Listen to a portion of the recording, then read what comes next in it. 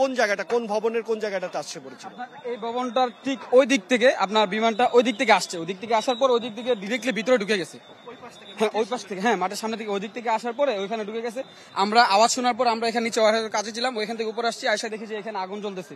তারপর আমরা আগুন দেখার পরে ওই দিক দিয়ে নিচে ঢুকলাম, ঢুকে দেখি ভিতরে অনেক, তখন সাথে সাথে ফায়ার সার্ভিসের লোক আসছে এবং সেনাবাহিনী আসছে। সেনাবাহিনী ফায়ার সার্ভিস উদ্ধারের কাজে অনেক বাচ্চাকে, ভিতরে যারা ছাত্ররা ছিল তারা কি বাঁচার চেষ্টা করছিল কিনা, কিভাবে বেরোচ্ছিল তারা?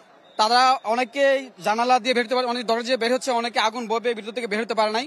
তখন হচ্ছে এখানকার সেনাবাহিনী, ফায়ার সার্ভিস ওনারা এসে এখান থেকে অনেক উদ্ধার করেছে।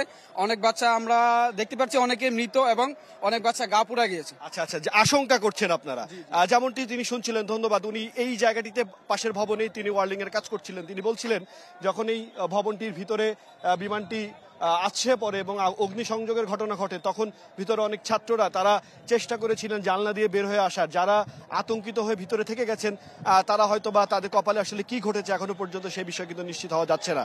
অর্থাৎ আপনি যে ভবনটি দেখতে পাচ্ছেন, আমার সামনেই যে ভবনটি দেখতে পাচ্ছেন, যে ভবনের ভিতরে তারা, ভবনের ভিতরে যারা ছাত্ররা রয়েছেন এবং এরা স্বেচ্ছাসেবী যারা রয়েছেন, সেনাবাহিনী যারা রয়েছেন, ফায়ার সার্ভিসের সদস্যরা রয়েছেন, তারা কিন্তু পিছন থেকে ভবনের যে জানালা রয়েছে সেই জানালা ভেঙে ভিতরে প্রবেশ করছেন।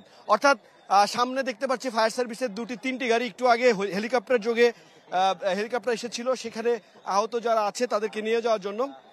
এবং দেখতে পাচ্ছেন যে এই যে ভবনটি, এই ভবনটি থেকে, ভবনটিতে আগুনের লেলিহান শিখার যেই চিহ্ন, সেই চিহ্ন কিন্তু আপনারা দেখতে পাচ্ছেন।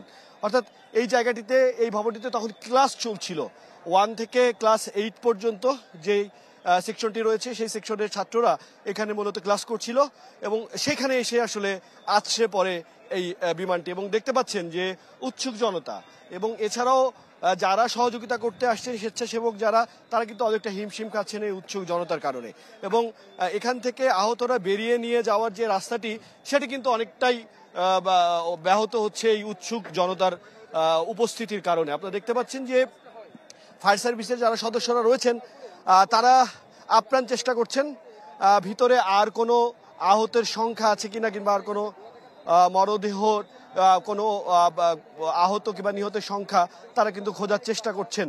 এবং ভিতরে কি পরিমাণ এখনো পর্যন্ত রয়েছেন ছাত্রছাত্রীরা, সে বিষয়ে কিন্তু এখনো পর্যন্ত আমরা নিশ্চিত হতে পারিনি।